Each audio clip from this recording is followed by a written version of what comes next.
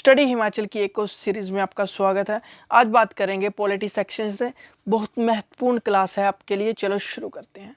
दोस्तों, जिला न्यायालयों के न्यायाधीशों की नियुक्ति किसके द्वारा की जाती है? जज of the district court are appointed by, वो होता है दोस्तों राज्यपाल के द्वारा किसकी नियुक्ति की जाती है? जिला न्यायालय के न्यायाधीशों की नियुक्ति की जाती है। जजेज ऑफ द डिस्ट्रिक्ट कोर्ट की जो गवर्नर के द्वारा की जाती है, वो की जाती है, नियुक्ति की जाती है। सेकंड क्वेश्चन है दोस्तों, देखते हैं। दोस्तों, उससे पहले हमारा ऑफिशियल वेबसाइट है, यहाँ पे जाके आप डेली क्विज़ लगा सकते हैं। हमारा व्हाट्सएप नंबर है, नोट्स के रिगार्डिंग बात कर सकते हैं। और हमारा ऑफिशियल वेबसाइट यूट्यूब चैनल आप सब्सक्राइब और ये वीडियो आप शेयर भी कर सकते हैं। ब्रिटिश शासनकाल में कौन से कानून अधिनियम के अंतर्गत पहली बार भारत में प्रत्यक्ष चुनाव हुए थे? ब्रिटिश शासनकाल के दौरान की बात हो रही है। कौन से कानून और अधिनियम के अंतर्गत पहली बार भारत में प्रत्यक्ष चुनाव हुए थे? वो था अधिनियम, ये कौन सा था अधिनियम? रूल था जो, वो था बी, इंडियन काउंसिल एक्ट 1909। मतलब कि at the time of British rule in India the direct elections were for the first time incorporated under which law और एक्ट? वो आता है इंडियन काउंसिल एक्ट 1909 के अंतर्गत आता है। बहुत महत्वपूर्ण है ये क्वेश्चन। अगला है, जो राष्ट्रपति होता है अपना त्याग पत्र किन्हें सौंपते हैं? जो राष्ट्रपति होते हैं वो अपना त्याग पत्र किसे सौंपते हैं? वो है दोस्तों वाइस प्रेसिडेंट को, मतलब कि उपराष्ट्रपति को सौंपते हैं। जो प्रेसिडेंट होता है has to submit his resignation to the vice president को ही अपना जो त्याग पत्र सौंपते हैं। ठीक है दोस्तों, व्हाट्सएप भी कर सकते हैं नोट्स के रिगार्डिंग, आपको नोट्स मिल जाएंगे। ठीक है दोस्तों, बहुत ही लेटेस्ट पैटर्न पर नोट्स हैं। अगला है, रियासतों से संविधान सभा के सदस्यों को कैसे लिया गया था? कैसे लिया गया था दोस्तों? वो है बी, नॉमिनेटेड, मतलब कि मनोनीत करके किया गया था।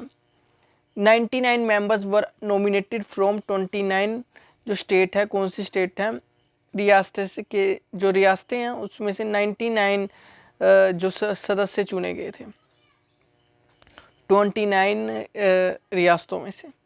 अगला है, भारत में हरित क्रांति का जनक किसे कहा जाता है?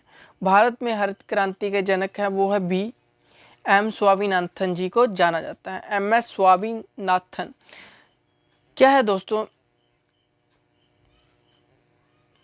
जो नॉर्मन थे, ठीक है, नॉर्मन बोरलोग थे, वो हरित क्रांति के प्रवर्तक माने जाते हैं। लेकिन भारत में हरित क्रांति लाने का श्रेय श्री सुब्रमण्यम को जाता है। एम एस स्वामीनाथन एक जाने माने वनस्पति वैज्ञानिक थे जिन्होंने हरित क्रांति लाने के लिए सी सुब्रमण्यम के साथ काम किया था। बहुत महत्वपूर्ण क्वेश्चन है, ये भी आप देख सकते हैं। How many schedules are presently there in the constitution? वो है 12 शेड्यूल्स हैं।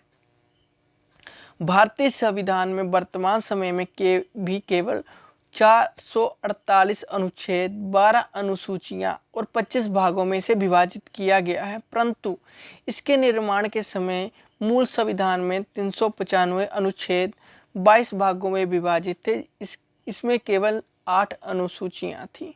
ठीक है, वर्तमान में और जब भारत का क्या हुआ था, निर्माण हुआ था भारतीय संविधान के, तब ये कम थे, 395 तब अनुच्छेद से और 22 भागों में से विभाजित किया गया था। अगला है, भारतीय संविधान का कौन सा अनुच्छेद गरीबों के लिए मुफ्त कानून सहायता प्रदान करने का उल्लेख करता है? Which article of the Indian constitution, ठीक है, to provide free legal aid to the poor? वो है दोस्तों B, article 39A। Article 39A क्या कहता है? भारतीय संविधान के अनुच्छेद 39A में सभी के लिए न्याय सुनिश्चित किया गया है और गरीबों तथा समाज के कमजोर वर्गों के लिए निःशुल्क कानून सहायता की व्यवस्था भी की गई है। संविधान के अनुच्छेद 14 और 22A के तहत राज्य का यह उत्तरदायित्व है कि वो सबके लिए समान अवसर सुनिश्चित भी करे। बहुत महत्वपूर्ण है ये क्वेश्चन। अगला देखते हैं, संविधान सभा की राज्य समिति के अध्यक्ष कौन होते हैं? Who was chairman of state committee of constituent assembly. इसका आंसर है दोस्तों बी, ए, जवाहरलाल नेहरू थे। लोकसभा स्थगित करने का अधिकार किसे होता है? स्थगित करने का अधिकार होता है, वो होता है राष्ट्रपति को होता है, प्रेसिडेंट को होता है। अगला,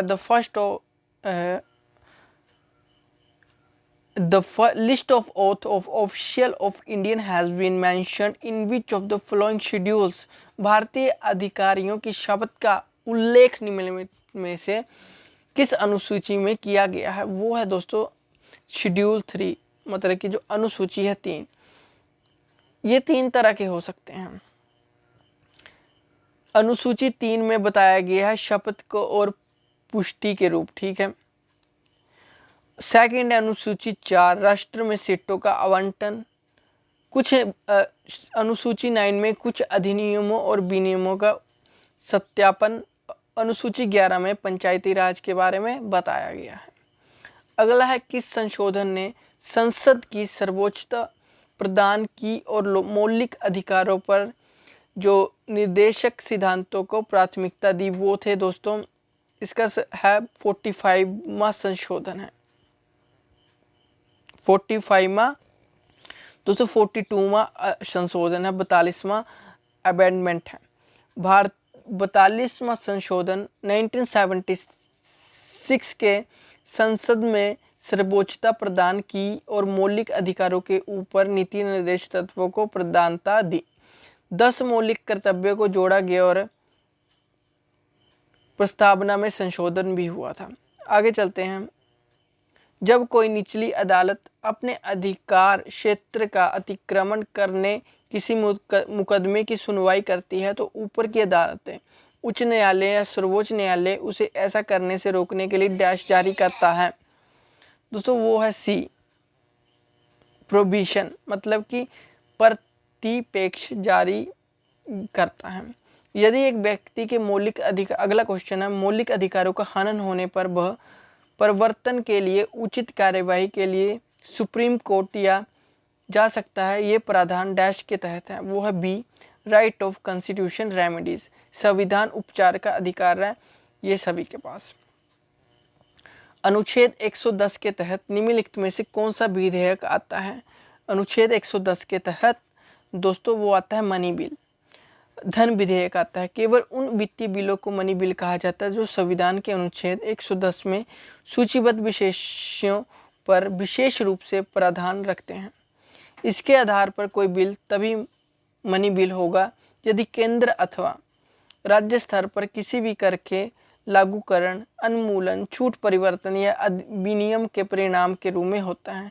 ऐसी स्थिति क्षेत्रीय स्तरों के करों पर मान्य नहीं होगा। अगला है, निम्नलिखित में से कौन सा एक मौलिक कर्तव्य नहीं है? इनमें से दोस्तों देखें, संविधान का पालन और राष्ट्रीय ध्वज का सम्मान करना, एकता और भाईचारे को बढ़ावा देना, प्रभुत्व की रक्षा और इसे बनाए रखना।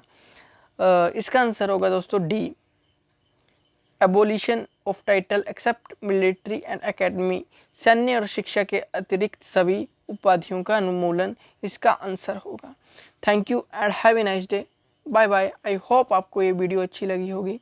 थोड़े से हिंदी में जो एरर है आए हैं टाइप करने में, उसको ठीक किया जाएगा नेक्स्ट वीडियो में। Thank you and have a nice day, bye bye. I hope आपको वीडियो बढ़िया लगी।